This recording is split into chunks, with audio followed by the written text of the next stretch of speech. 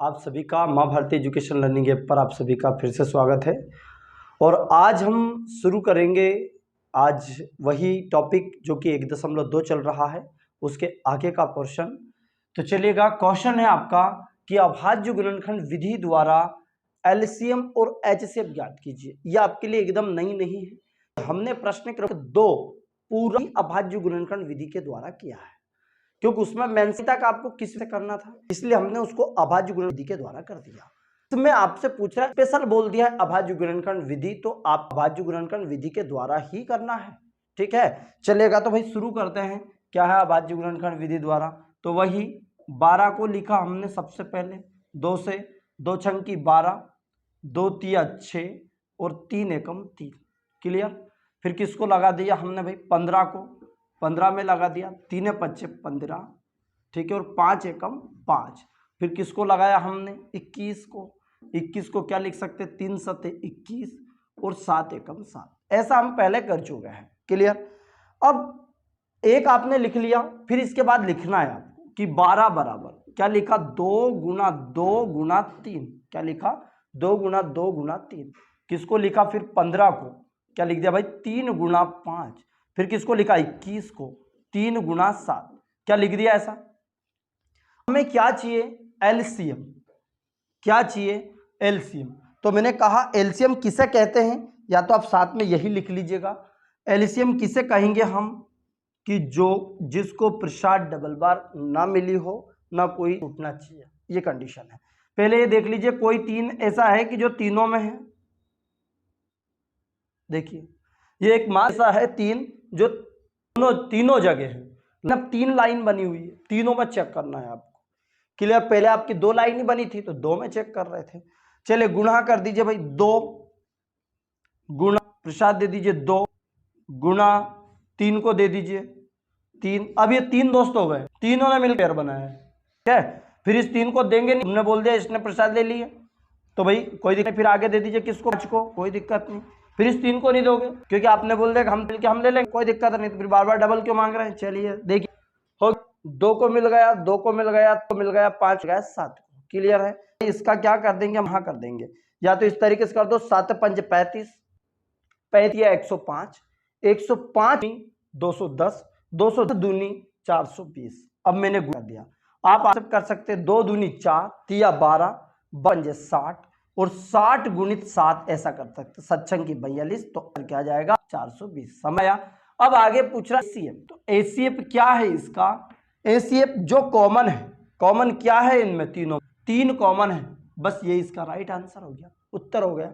अर्थात जो उत्तर है वो क्या आए हैं कि जो अतः जो पूछा है कि एलसीएम बराबर आपका 420 आ गया, एवं एचसीएफ आपका जो आया है वो 3 आ गया। बस ऐसा करके आपको लिखना है, क्योंकि जितना अच्छे से लिखेंगे आपको नंबर मिलेगा। ब्रैकेट लगा दिया और ये आपका उत्तर हो गया। क्या हो गया? उत्तर। बात क्लियर, समझ में आ गया है? चलेगा, इसी का दूसरा क्वेश्चन लेते हैं अभी।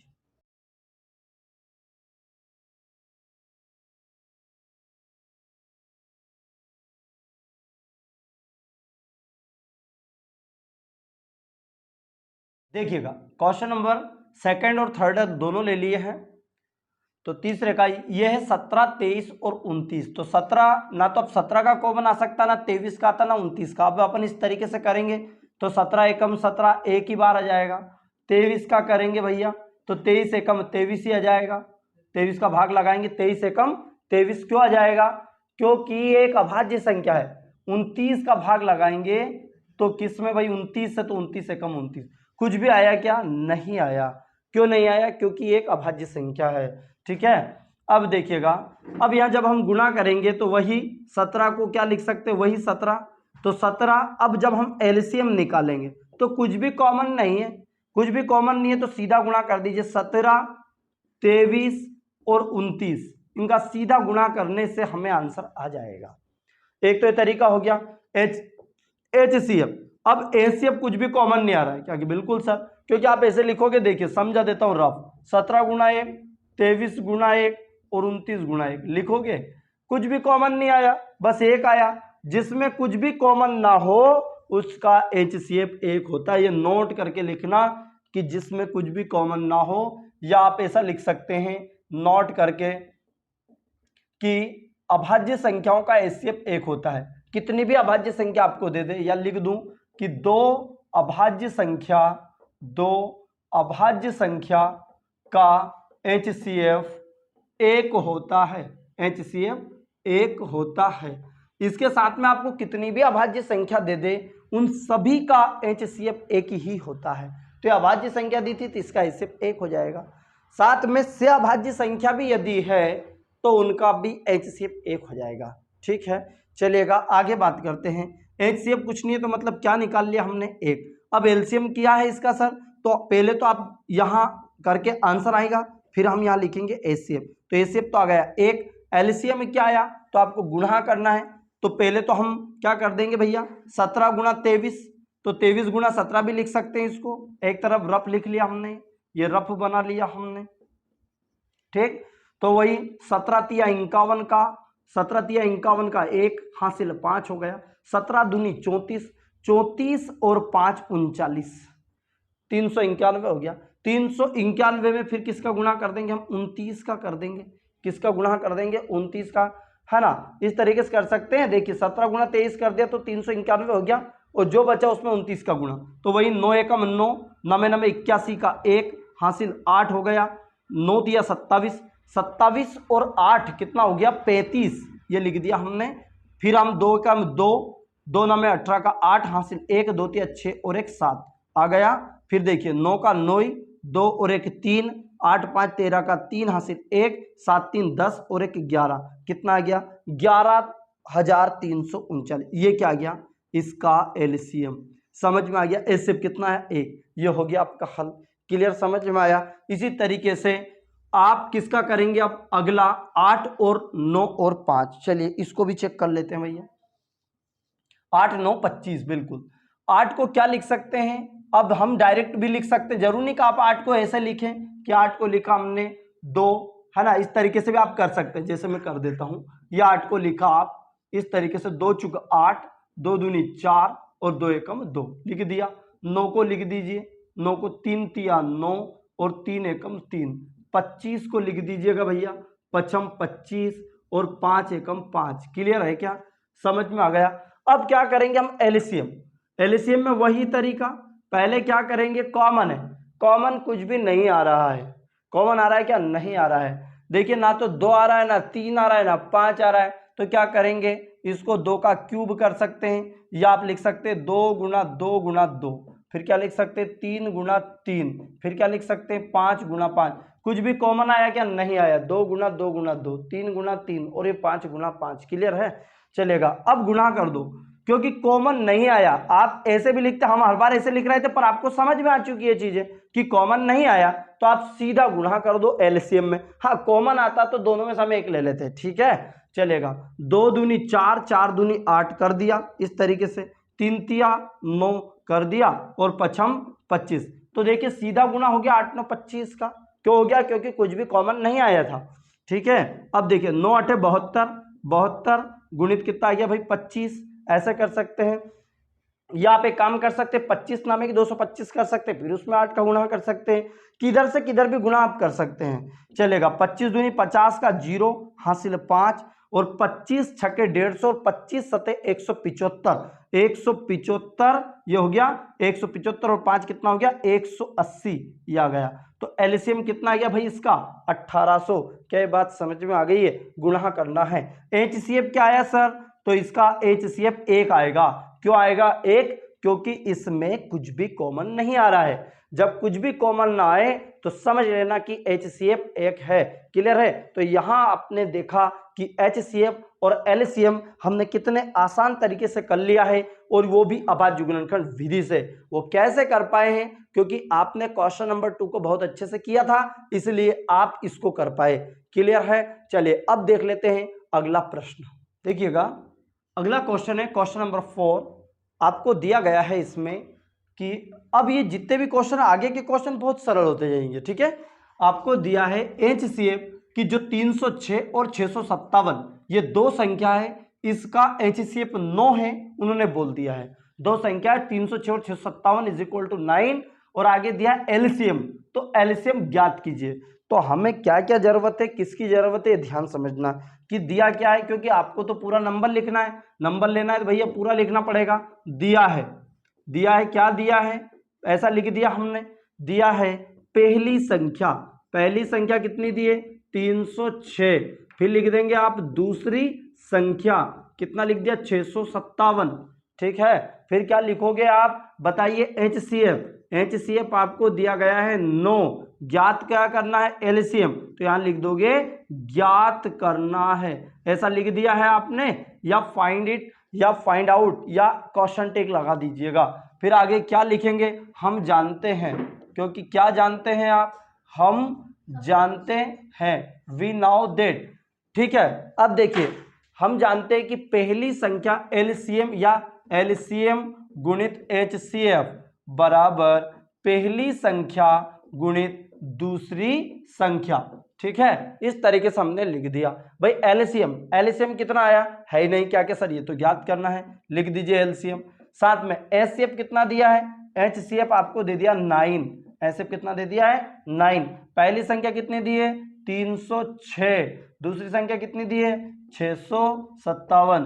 क्लियर हो गया क्या, इतना आ गया समझ में आप।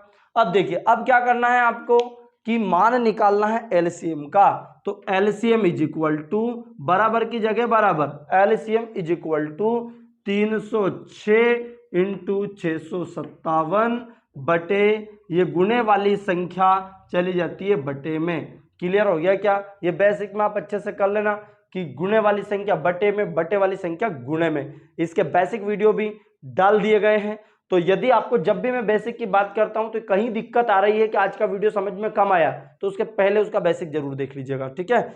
चलिए, जिसमें हमने जोड़ते कैसे हैं, घटाते कैसे हैं, दशमलव वाले का गुणा कैसे करना है, दशमलव का गुणा भाग कैसे होता है, भिन्न को कैसे जोड़ते हैं, मतलब उन चीजों के केवल बेसिक पूरा नहीं करना है, केवल भिन्न को जोड़ते कैसे हैं, दशमलव वाली संख्या का गुणा कैसे होता है, भाग कैसे होता है, जोड़ते कैसे हैं, है ना, गुणा, तो ताकि छोटी छोटी चीजों से आपको समझ में जाए। बराबर का साइन है, बराबर का, प्लस का, माइनस का, सब चीजें क्लियर होनी चाहिए, ठीक है। चलिए आगे देखते हैं भैया, 9 से इसको काट दो आप, 9 से इसको काटोगे तो 9 तिया 27, कितना बच गया 3, 9 चुक 36, 34 हो गया, 34 इंटू 657।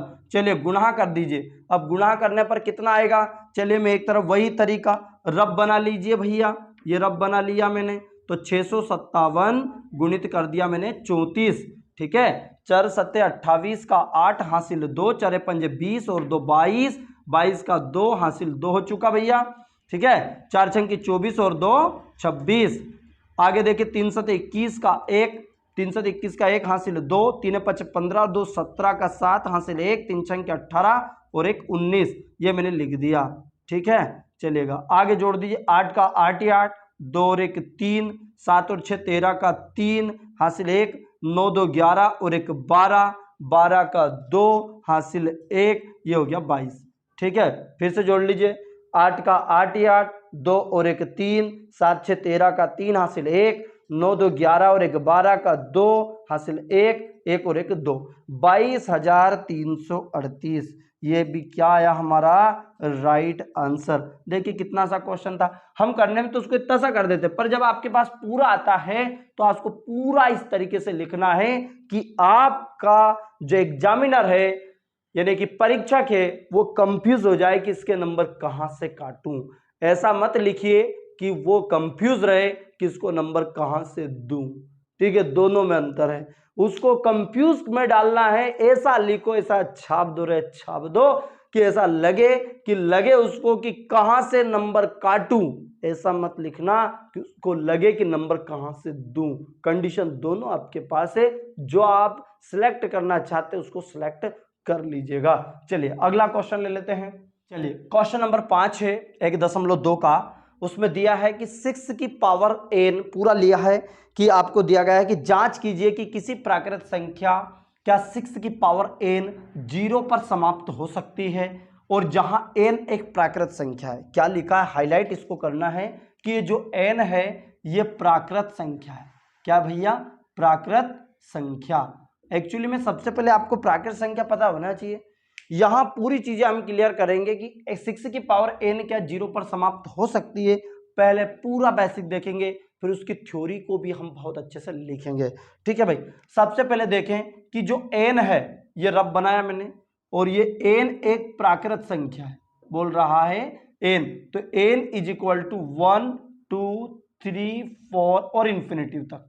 कहने का मतलब प्राकृत संख्या किसे कहते हैं, जो ये भी बेसिक में किया है कि जो x से शुरू होती है, जो गिनने के योग्य होती है। All counting numbers are called natural number या प्राकृत संख्या। ठीक है, चलेगा। तो यहाँ कहना मतलब n की वैल्यू 1 रखें। अब ये 6 की पावर n का मतलब है n की घात 1 रख के देखते हैं। चलिए पहले हम रफ चेक कर लेते हैं। यदि हम 6 की पावर 1 रखते हैं, 6 की पावर 1 रखता हूं मैं, ठीक है, तो ये बोल रहा है क्या ये 0 पर समाप्त हो सकता है कभी भी? क्या इसकी पावर n रखने पर क्या लास्ट में कभी 0 आ सकता है क्या, ऐसा प्रश्न। तो पहले प्रैक्टिकल तो कर करके देखें हम, आपको समझ में आएगा। 6 की पावर का करेंगे तो भैया 6 आ गया। देखिए अब मैं रखता हूं n, 6 की पावर 2 रख के देखता हूं, मतलब n की जगह बदल बदल के रख दूं क्योंकि n एक प्राकृत संख्या है। 6 की पावर 2 तो 6 गुणा 6 कितना आ गया, 36 आ गया। ठीक है, फिर आगे करते 12 मत कर देना, 6 गुणा 6 6 6 36। अच्छा 6 की घात रखते हैं तो 6 गुणा 6 ऐसे, 6 गुणा 6 6 6 36 और 36 का करेंगे 216 जाएगा। क्लियर है? इस तरीके से आगे और भी करते चले जाएंगे। 6 की घात 4, 6 की घात 5, फिर 6 की घात 5, ऐसे इंफिनिटिव तक करते हुए जाएंगे, आगे तक आ जाएगा। तो जब हम देखेंगे कि ये केवल यदि 6 की पावर कुछ भी है तो आखिरी में 6 ही आना है। क्या बात समझ में आया? मैंने थोड़ा सा एग्जांपल बताया जिससे आप लिख सको। क्योंकि यदि 6 की पावर 1 हो तो एवं 6 की पावर 2, 6 की पावर 3, इस प्रकार हम देख रहे हैं। इस प्रकार हम क्या देख पा रहे हैं कि यदि 6 की पावर n है और यदि वो एक प्राकृत संख्या है तो केवल वो 6 पर ही समाप्त होगा। यदि यहां 0 की जगह 6 लिख देता वो और ऑब्जेक्टिव में देता क्या है 6 पर समाप्त हो सकता है, तो आप लिख दोगे जी सर। तो आप क्या लिख पाओगे कि नहीं सर। इस प्रकार 6 की पावर हम कुछ भी रखें तो आप लिखें यदि 6 की पावर n है, 6 की पावर n है और यदि n एक प्राकृत संख्या है, n क्या है, एक प्राकृत संख्या है, तो यहां 6 पर समाप्त होगी, 6 पर समाप्त होगी। तो लेकिन क्या अब ये क्या 0 पर समाप्त, देखिए क्या 6 की पावर, तो यदि ये 6 पर समाप्त होगी, अब अतः क्या लिखेंगे कि 6 की पावर n 0 पर समाप्त नहीं हो सकती, नहीं हो सकती। क्या बात क्लियर समझ में आ गया? क्यों नहीं हो सकती? क्योंकि ये तो 6 पर समाप्त हो रही है। तो प्रश्न में क्या दिया था कि जांच कीजिए कि 6 की पावर n क्या 0 पर समाप्त हो सकती है, तो आपको लिखना नहीं, पर पहले डायरेक्ट मत लिख देना नहीं, पहले आपको पूरा लिखना है कि चूंकि हमने लिया इस प्रकार हम लिखते रहेंगे तो ये 6 पर समाप्त हो गई, क्योंकि ये 3 गुणित 2 के रूप में है। सबसे पहले तो ये समझना। दूसरा फैक्टर क्या लिख सकते हैं, एक और कारण समझ लीजिए, हम जितने तरीके से इसको लिख सकते हैं आपके ऊपर डिपेंड करता है। क्योंकि जो 6 है ना, हम 3 गुणा 2 के रूप में लिख सकते हैं। इसको किस रूप में लिख सकते हैं, 3 गुणा 2। तो किसी यदि आखिरी में आप 0 चाहते हैं तो 5 या 2 के रूप में होना चाहिए। वो किस रूप में होना चाहिए कि 5 गुणित 2 के रूप में होना चाहिए। चूंकि ये जो 2 होना चाहिए, कोई सा भी यदि 5 गुणित 2 के रूप में यदि कोई सी वैल्यू है तो वो समझ लेना कि आखिरी में 0 आएगा, अदरवाइज 0 नहीं आएगा। 5 की भी पावर कितनी भी चढ़ा दो आखिरी में 5 आएगा, 2 की पावर भी चढ़ा दो तो 0 नहीं, 5 गुणित 2 के रूप में ही चाहिए, तब जाके ही आपको 0 प्राप्त हो सकता है। क्या क्वेश्चन क्लियर समझ में आया भाई? इस तरीके से आपको लिखना है, कुछ नहीं करना है। और आगे लिख सकते हो और भी, चूंकि 3 गुणित 2 के रूप में, अर्थात ये 0 पर समाप्त नहीं हो सकता, इसको 5 गुणित 2 के रूप में होता तो ये 0 के रूप में समाप्त हो सकता था। क्या बात क्लियर समझ में आया?